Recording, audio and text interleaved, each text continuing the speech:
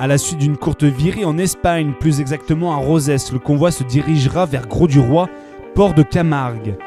Peu de vent en ce début de journée sur le pourtour méditerranéen, un départ donc décalé d'une demi-heure en attendant le Mistral devant se mettre en place début d'après-midi. Comme prévu, dans les bulletins météorologiques, il sera bien présent.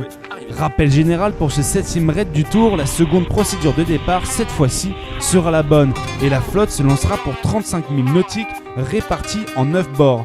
Un parcours réduit dû à un départ retardé. Le raid côtier, un grand parcours qui a été un peu retardé en début de journée parce qu'il n'y avait pas de vent du tout. Et le vent est rentré assez bien en début d'après-midi où on a pu se lancer avec un petit changement de parcours. On est allé vers Carnon, dans le fond de la baie. Le second départ un peu moins bon que le premier, Joris, Paul et Emeric seront tout de même relativement bien placés pour enrouler la bouée de dégagement.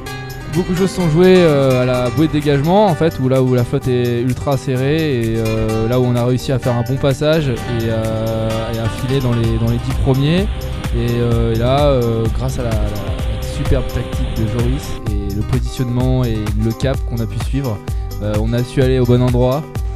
Ensuite, le trio n'aura seulement qu'à glisser pour remonter doucement mais sûrement en tête de classement, comme ils savent si bien le faire. Bref, un raid une fois de plus réussi par l'équipage qui se verra même félicité par certains grands noms du monde nautique. Une performance digne d'une équipe professionnelle, terminant 5e au général de ce raid et rapportant ainsi 46 points supplémentaires aux 483 déjà comptabilisés lors des actes précédents. Contrairement à la veille, les derniers bulletins météorologiques inquiètent l'organisation du Tour qui décidera alors d'avancer l'ensemble des manches du stade nautique pour un départ de superfinale à 13h15.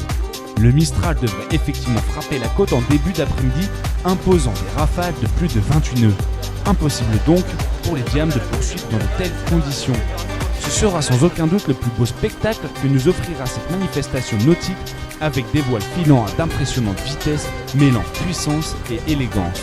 Si à son habitude l'équipe reste un peu sur la défensive lors des départs, nous la retrouvons cette fois très hargneuse, des départs presque parfaits plus le Diam second dès la première manche. Lors de la seconde manche, ce ne sera pas une erreur tactique mais bien technique, une minuscule manie textile lâchera. Avec un foc en moins, le Diam Rose se fera devancer par son rival Instalux sur la ligne d'arrivée. Comme quoi la moindre petite faille, même anodine, peut réduire l'écart considérablement. Du mieux, c'est ce que retiendra l'équipage qui prendra des départs agressifs, tellement agressifs qu'ils franchiront la ligne quelques secondes trop tôt, laissant Instalux récupérer de précieux points.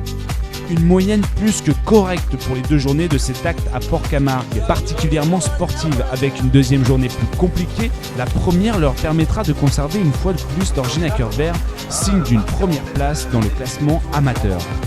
Team Omkia, les Sables d'Olonne agglomération, suivi par Emeric, Dari avec